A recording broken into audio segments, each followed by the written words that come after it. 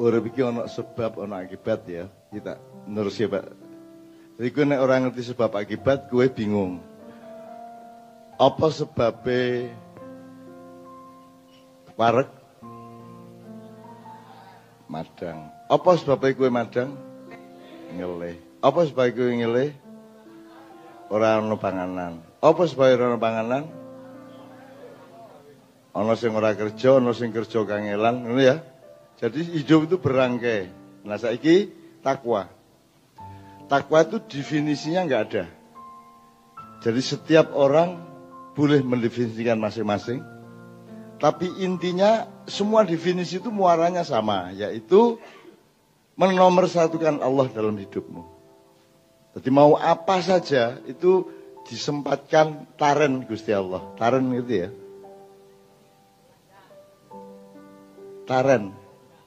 Jadi pokoknya Tuhan menjadi pertimbangan utama setiap keputusan kita. Ngono wae. Ojo nganti ngopo-ngopo orang nganggo pertimbangan Allah.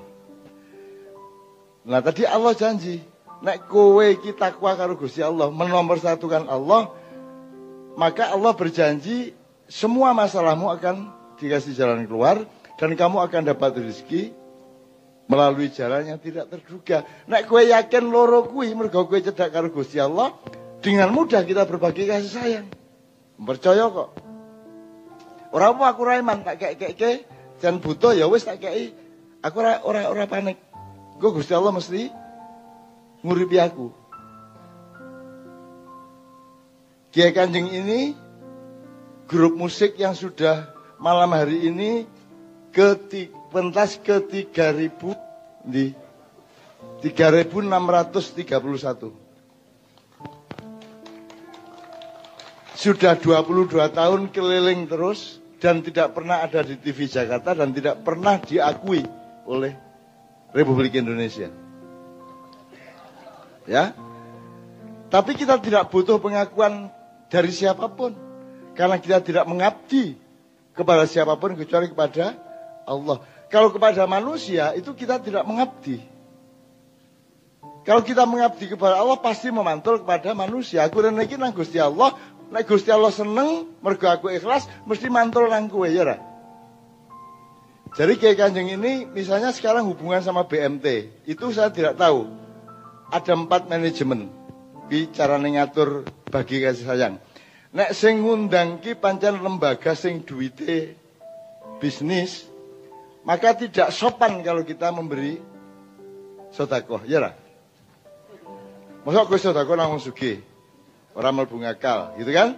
Nah, 1 berarti profesional. Yang nomor 2, kuwi meng duwite ora akeh tur kae meng dudu lembaga bisnis kok. Ning ya nek gawe panggung ya tetep iso, nyugih wedang ya iso. Mungkin nyangoni sithik-sithik ya iso. Kuwi jenenge semi profesional. Dadi ora njur dikeki rega. Nek sing wong sugih mau dikeki rega sing cetha. Meskipun itu pun aku ora ngerti kuwi. Kuwi urusane manajemen, aku iki karyawane manajemen Kiai Kanjeng. Jadi saya tidak pernah tahu transaksi apapun. Aku manut kon rene-rene, disangoni aku. Alhamdulillah ora disangoni aku ora tau takon. Takon lho cah-cah, aku ora tau takon. Kae wingi ana sangune apa ora tau takon. Meneng wae. Kei alhamdulillah ora dikei meneng wae, tak saiki Gusti Allah. Ya. Semi profesional. Nomor 3, semi infak. Kemeng masjid kok, pesantren ke. Apa dientol regane? Ya rasa rega. Sing penting kowe iso to, gawe panggung. Iso to kowe gawe publikasi ben umat do teko. Wis, ora nduk kewajiban apa-apa kowe. Bahwa kowe engko nyangoni klopo telo, kuwi mergo akhlakmu, ora mergo kene njaluk. Dan kita percaya bahwa mereka punya akhlak. Gitu loh. Itu semi infak. Sing kepapat infak. Wis ora njaluk apa-apa pokoke teko, nek perlu kene sing nggawa sound system. Misalnya situasi gempa di Jogja, kita keliling ke banyak tempat untuk kita sendiri yang membiayai. Nah, Kiai Kanjeng iki nek wis bar entuk sangu sithik kuwi sisuke infak. Ngono lho, Rek. Yuk. Ya mengisone ming ngono kuwi. Umrah ming pisan kuwi kira-kira pindho ra kuwi umrahmu. Pisan ming pisan kuwi lunga haji wis mustahil. Antri 15 tahun. Ya toh? Setelah anake pedhot sekolahe ya toh. Wis ora ngono kasih apa-apa. Ora masalah. Wong ora duwe ya, gitu loh. Kalau saya sudah haji 1 kali dan saya tidak mau diajak umroh oleh siapapun. Saya tidak mau. Apa meneh dibayar, apa meneh dikon dadi ustaz, njur ning kono di hoteli, disangoni moh aku. Aku nek umroh ya umroh duitku dhewe, nek kaji ya kaji duitku dhewe. Nek dudu duitku dhewe dudu umroh jenenge. Lho, aku nek kowe ora masalah kowe. Monggo nek kowe Haji Abidin ora apa-apa, asal biaya dinas. Haji apa meneh ora masalah. Aku ora ngomong sapa-sapa meng aku nduduhi ngono kuwi. Jadi saya kembalikan ke sebab akibat. Kabeh iki kudu kok ngerteni sebab akibate. Ana pemerintah elek sebabnya apa? Upamane. Sebab ora iso milih. Sing milih iki ora ngerti sapa sing kudu dipilih. Watone dikai 50.000 coblos kan ngono. Jadi sudah pasti jelek pemerintahannya. Wong kowe ora iso milih. Jadi kowe rasa nyalah-nyalahke pemerintah. Kowe dhewe sing milih kok. Kan begitu? Kowe rasa ngersula koruptor, ning dalan kowe korupsi kabeh kok. Ning dalan iki urung wayahe lampu ijo wis kok terabas. Ana peluang sithik. Ya toh, jiwa korupsi bangsa Indonesia sangat besar. Tidak sah kalau kamu anti korupsi. Wong Anda sendiri korupsi tiap saat di mana-mana. Pengen nyolong, kan begitu? Aku terus terang ini, kanca-kanca sekalian. Jadi saya tidak benci siapa-siapa. Saya ngomongin mergo aku tresno karo kowe. Dan aku kira butuh apa-apa. Jadi aku rene iki ora duwe kepentingan apa-apa le. Nek aku ndolek terkenal aku ora nang Kutoarjo. Saya menolak semua televisi nasional. Apa wawancara, apa acara, tidak satupun TV nasional yang kita terima. Kiai Kanjeng tidak mau di TV nasional. Geleme TV yang cilik-cilik. Ngene iki dirungokke lho karo TV nasional. Dirungokke lho. Wah, kok ngono? Ayo ora apa-apa. Ora apa-apa. Jutaan aku. Ora masalah. Aku ora pengen apa-apa. Nek aku pengen apa-apa ngopo nang Kutoarjo? Entuk apa ning kene? Bojo wis duwe. Imam ya ora ono sing gelem ning ndi. Iya teman-teman sekalian ya. Jadi kalau Anda bertakwa kepada Allah, terus terbiasa dengan takwa itu, terbiasa dirahmati Allah, kowe ora eman nyili-nyili. Aku nganti tak sepatani zaman aku SMA, ono bocah nyolong sepedaku. Aku terus munggah pasar, sepedaku nek gak balik jam 2 awan petor sikile. Cuklek, petot cangkeme. Ngono aku. Jam 11 uduk teko Mas. Tenan teko wonge. Tak sepatane wedi tenan. Aku isih cilik kuwi SMA kelas 1. Ah sepeda iki nyileh dicolong ya.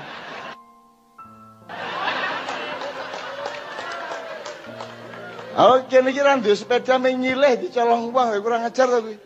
Tak sepatane ora bali. Petor sikile, petot cangkeme. Ngono aku. Bali tenan karo wedi kan ndredeg kae. Ngapa kowe iki kok njupuk sepeda? Nah, kula niki nyambut dambele adoh Mas. Ten Medari Sleman Ler niku. Oh dadi kowe butuh sepeda. Nggih.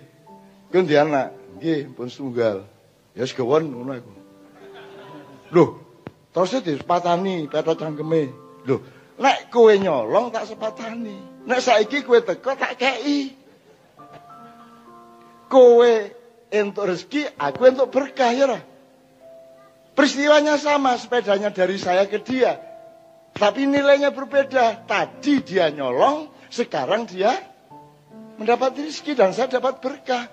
Setengah mati aku balik ke sepeda kuwi. Ngerti Mas ya? Jadi jangan melakukan sesuatu dengan eman materi, eman dunia. Ojo eman dunia kowe. Kalau engkau menghitung-hitung dunia, Allah akan menghitung-hitung setiap perilakumu. Kalau engkau tidak menghitung dunia, Allah tidak menghitung rahmatnya kepadamu. Disokke.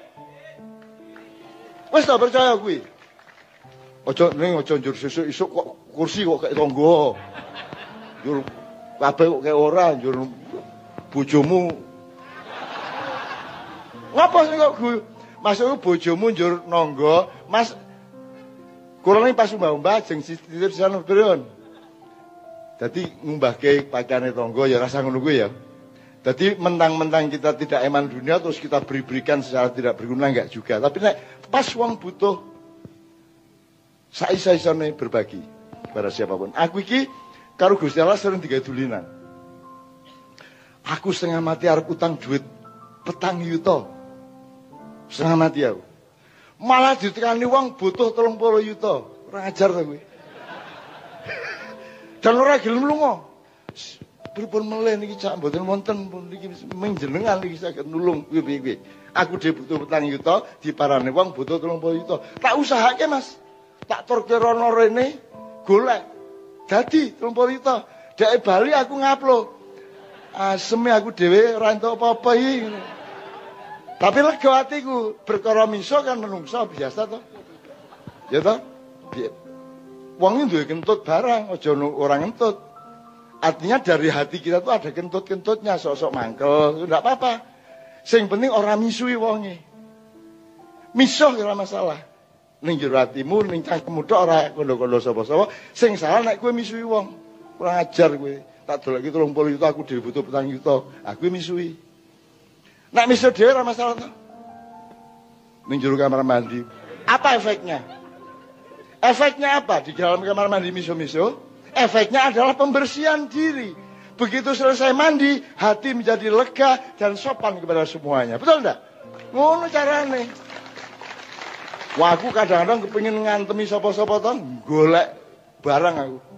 Mojo omah tak bukanting dikil. Tak antemin teneng ora ono wong ngerti. Apik ta kuwi? Apik ta timbangan tak antemin. Ngono. Ini saya sebagai kayak tak kasih pengalaman di Arab. Misui polisi Arab. Pokoknya ceritanya dawa, pokoknya intine aku manggil karo polisi Arab sak penake dhewe nek karo wong Indonesia merendahkan. Akhirnya bocah tak jupuk saka kantor polisi. Carane jupuk iki mung tak pentelingi ngene.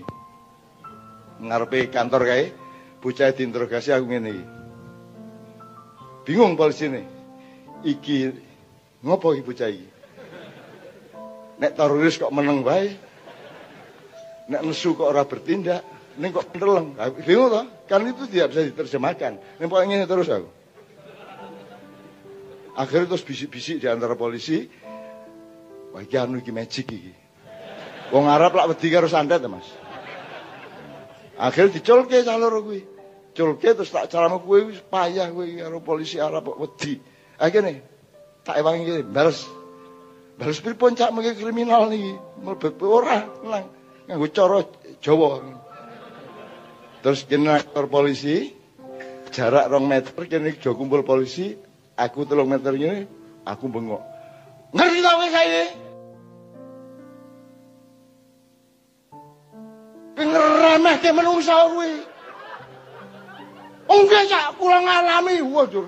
Wah, bisu-bisan kae polisine bingung. Ayo disora. Disora.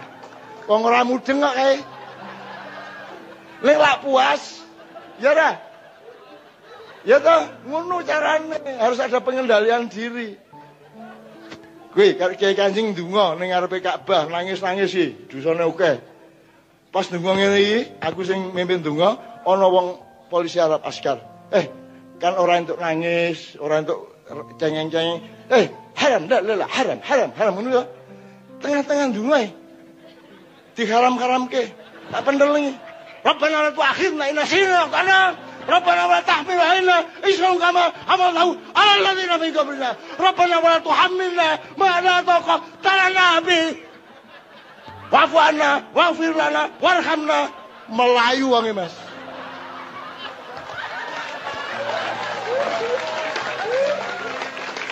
Takon cah-cah kuwi. Melayu temen wedi ya. Iki apa iki anu melayu wis bangane perkara. Gusti Allah nesu piye? Lah kok bengok-bengok? Lah niki akibat. Sebabnya mergo diharam-haramke kuwi. Ini cuma akibat. Jenenge didak ya mesti lara kan gitu. Dadi Gusti Allah arep nesu ya ora sida. Ngono. Mulane sing pinter ngakali hatimu ya. Sing pinter ngakali hatimu. Jadi macam-macam teman-teman sekalian. Jadi tolong tahu sebab akibat. Ojo nusuan. Ojo duding-dudingan. Ojo gampang ngarani. Ojo gampang elek-elek wong. Siapa yang bisa memastikan bahwa engkau lebih soleh daripada orang lain? Tidak ada kan? Ora iso kowe ngarani. Mulane rasa mengharam-haramkan. Siapa yang berhak mengharamkan dalam hidup ini? Yang bikin hidup, betul enggak?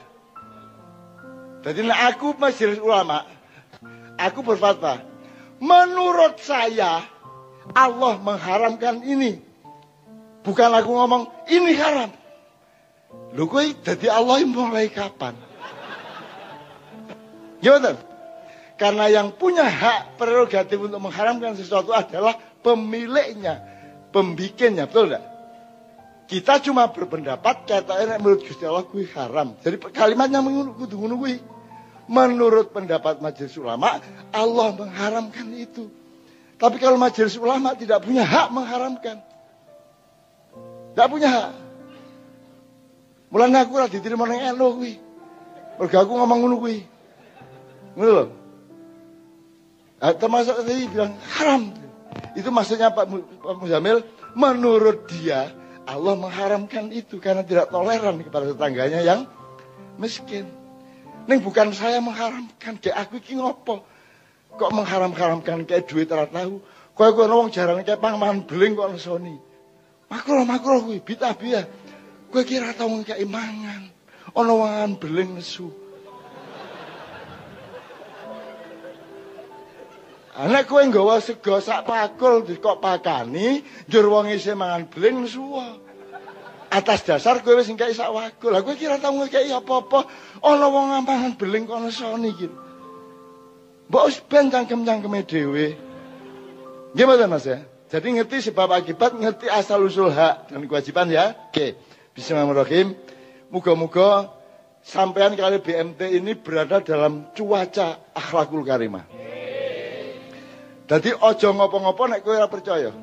Ayatnya apa Pak Muzamil? Dalam perniagaan di dalam Al-Qur'an An-Nisa ayat 29. Jadi antara BMT sama nasabahnya itu harus apa bahasa Al-Qur'annya? Antarodin. Bainakum mau ya antarodin minkum ayatnya atau jadi, bainakum ya. Jadi ngene Mas. Ora iso kowe ngomong Mas aku nyari duitmu 100, sesuk-esuk tak balikke 140. Entuk ora aku? Entuk ora kuwi?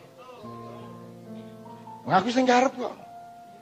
Sing ora entuk nek oke cak nyilior ning sesuk 140 aku sing ora entuk. Ning nek aku nyilih 100 sesuk tak balikke 150. Ya ben. Itu namanya antarodin.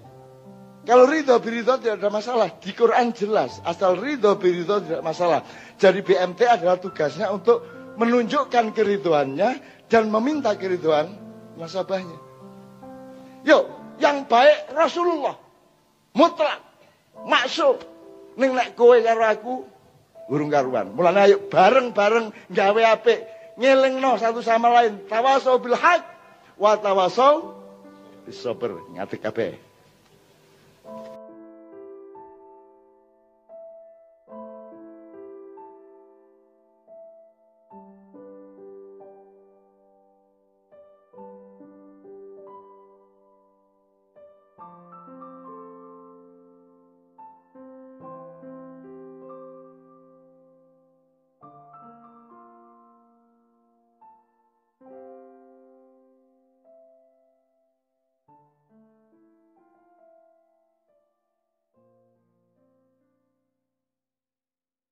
Oke, videonya orang saya ke.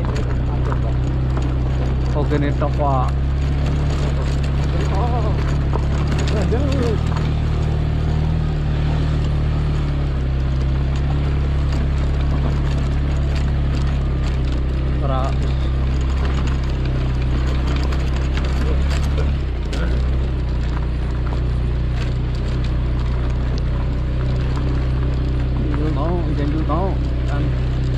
Kalau gerutan kayak gen apik. Nek asli alam kayaknya kan Mbah pakai stok ya Mbah. Pakai pinus gen. Oke ya, cemara lah. Apa pinus ya?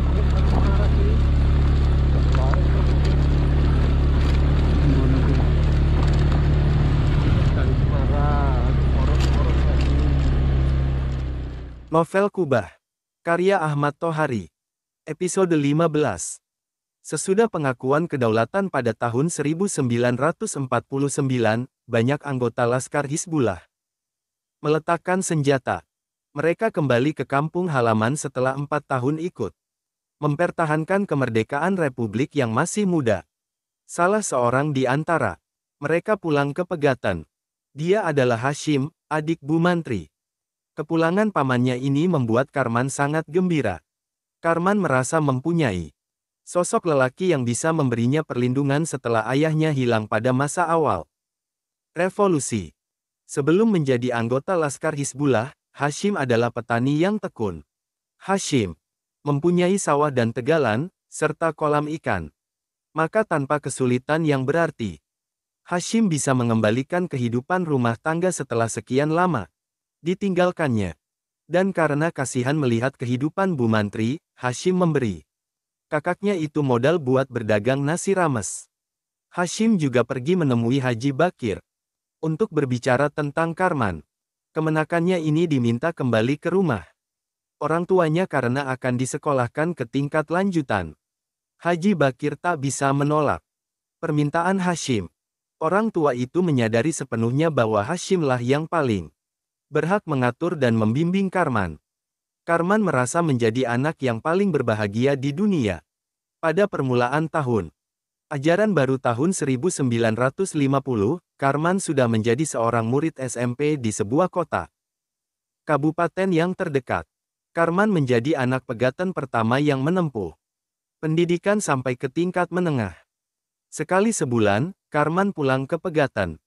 Bersepatu dengan kaos kaki, pakaian disetrika dan pakai minyak rambut. Karman seakan berubah menjadi anak kota. Teman sepermainan di Pegatan merasa kagum terhadap anak Bu Mantri itu. Dalam usianya yang 15 tahun itu Karman memang terlambat masuk SMP. Namun, Karman merasa beruntung. Karena kelebihan umur ia jadi cepat menerima pelajaran dengan sangat baik. Maka Karman dapat menyelesaikan pendidikannya di SMP tepat pada waktunya. Sesungguhnya Karman sangat berhasrat meneruskan sekolah ke tingkat lanjutan atas. Namun Paman Hashim menyatakan tak sanggup lagi menyokong kemenakan itu. Cukupkan dulu sekolahmu sampai di sini, kata Hashim suatu hari. Carilah pekerjaan di kantor atau perusahaan. Bila sudah dapat, kamu bisa meneruskan sekolah atau kursus di sore hari. Karman tidak melihat jalan lain kecuali menuruti nasihat pamannya. Karman pun maklum, anak pamannya banyak dan 2 di antaranya sudah mulai bersekolah di kota. Jadi Karman mengerti bahwa beban pamannya sudah cukup berat.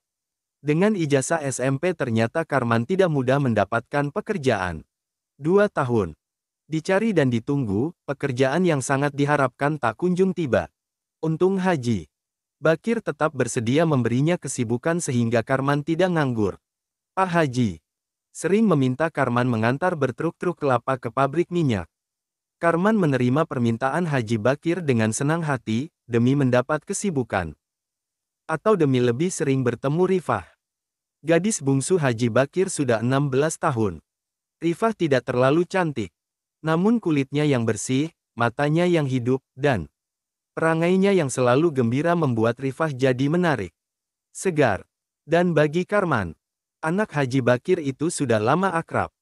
Rifah sudah lama, sejak masa anak-anak, ada dalam jiwanya. Maka wajar bila Rifa adalah nama pertama yang terbaca di hati Karman ketika ia merasa sudah menjadi lelaki dewasa. Bahkan Karman pun merasa punya alasan untuk berharap karena sikap Rifah yang tetap hangat. Kemanjaannya terhadap Karman tak berubah seperti ketika keduanya masih suka bermain baling-baling yang terbuat dari daun kelapa. Sayangnya ada satu hal yang pasti. Tak disadari oleh Karman, Rifah sudah dilamar oleh pemuda lain. Calon suami Rifah sudah ditentukan oleh keluarga Haji Bakir. Pemuda itu sedang belajar di sebuah pesantren di Jawa Timur, dan boleh jadi Rifah pun belum tahu apa-apa tentang perjodohannya. *****. Di Madiun, September tahun 1948 terjadi pemberontakan besar. Makar ini dikoharkan untuk merobohkan republik yang baru berusia 3 tahun, dan menggantinya dengan sebuah pemerintahan komunis. Namun makar yang meminta ribuan korban itu gagal. Para pelaku yang tertangkap diadili dan dihukum mati. Banyak orang kurang menaruh perhatian terhadap para pelaku makar yang bisa lolos dan Madiun. Orang juga kurang memperhitungkan bahwa Musso, tokoh komunis penggerak makar itu, telah berhasil menanamkan pengaruh terhadap sementara kaum terpelajar.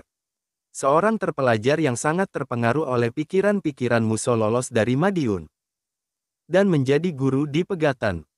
Kawan Margo, demikian ia dipanggil oleh teman-teman separtai, adalah seorang kader pilihan.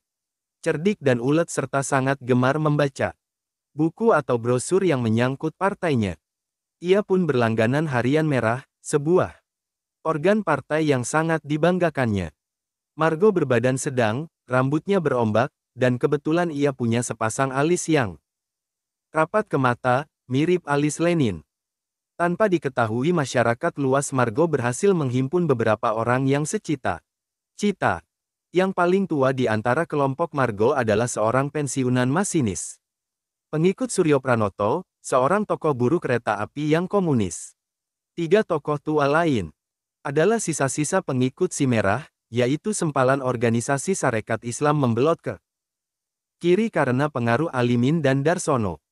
Seorang lagi adalah Triman yang seusia dengan Margo. Namun Triman berhasil merahasiakan hubungannya dengan kelompok Margo. Ini taktik. Demi taktik itu Triman pada kenyataannya adalah seorang ketua Partai Indonesia Partindo yang nasionalis. Margo sangat aktif menambah jumlah anggota partainya. Teman-teman sejawat mulai dipengaruhinya, juga tetangga kiri kanan, terutama para pemuda. Margo ingin menemukan bibit unggul di antara para pemuda itu untuk dimatangkan menjadi kader pilihan seperti dirinya. Bibit itu memang harus berusia muda, cerdas, dan yang terpenting, anak muda itu punya sejarah demikian rupa sehingga mudah dipengaruhi dan dibina menjadi kader pilihan. Episode 16. Cukup lama Margo mencari calon kader yang memenuhi persyaratan itu.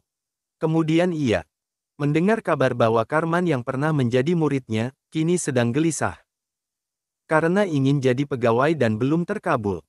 Margo cepat menangkap isyarat munculnya sebuah peluang untuk menemukan pemuda yang dibutuhkannya. Dan sebagai sesama warga Pegatan, Margo punya pengetahuan cukup banyak tentang anak Bu Mantri itu. Latar belakang kehidupan keluarganya, kecakapannya serta wataknya. Bahkan Margo juga sudah tahu bahwa Karman naksir Rifah, anak bungsu Haji Bakir. Tentang kenyataan bahwa Karman dekat dengan tokoh agama seperti Haji Bakir, adalah tantangan bagiku, pikir Margo.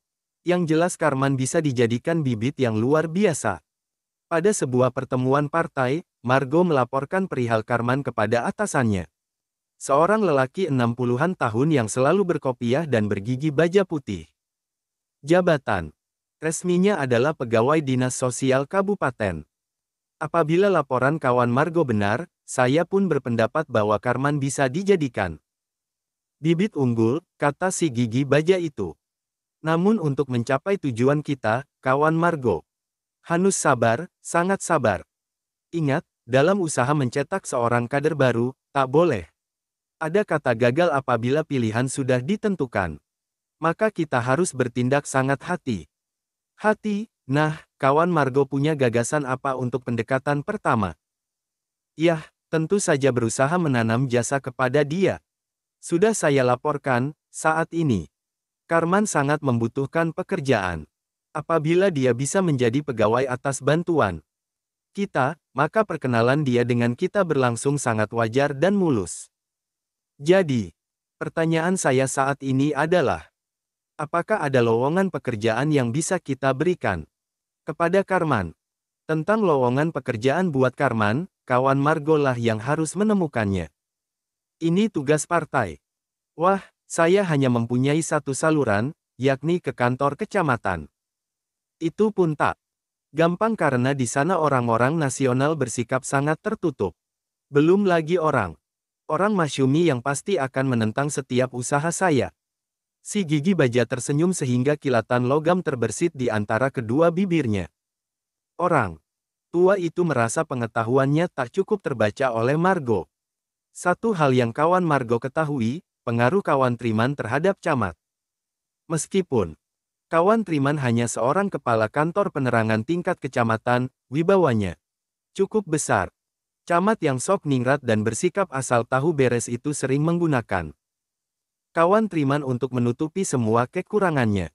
Dan di sana peran kawan Triman tidak mencolok sebab dia tidak dikenal sebagai orang kita, melainkan orang Partindo. Kalau begitu, kawan Triman akan menangani penempatan Karman di kantor kecamatan. Ya, kawan Margo telah mengatakannya demikian. Ada jaminan kawan Triman akan berhasil. Keberhasilan berada di tangan kita. Itu ajaran partai. Dan saya tahu betul keadaan di kantor kecamatan Kokosan itu. Selain camat yang sok ningrat, kepala tata usaha di sana hanya tamatan sekolah rakyat Ongko Telu. Jadi kawan Triman mempunyai alasan yang kuat untuk meyakinkan camat bahwa seorang yang lebih berpendidikan perlu diangkat. Untuk membereskan administrasi, saya akan membantu usaha kawan Triman dari atas. Dari tingkat kabupaten. Margo merasa puas. Ia bersandar ke belakang, lalu menyalakan rokok. Atasannya membuka lembaran-lembaran kertas berisi data tentang Karman. Tiba-tiba Margo berkata, bila pekerjaan kita pada taraf pertama telah berhasil, apa yang selanjutnya bisa saya lakukan? Laki-laki bergigi baja putih itu tersenyum kembali. Tanpa mengalihkan perhatiannya dari kertas-kertas yang sedang dibaca, ia menjawab. Nadanya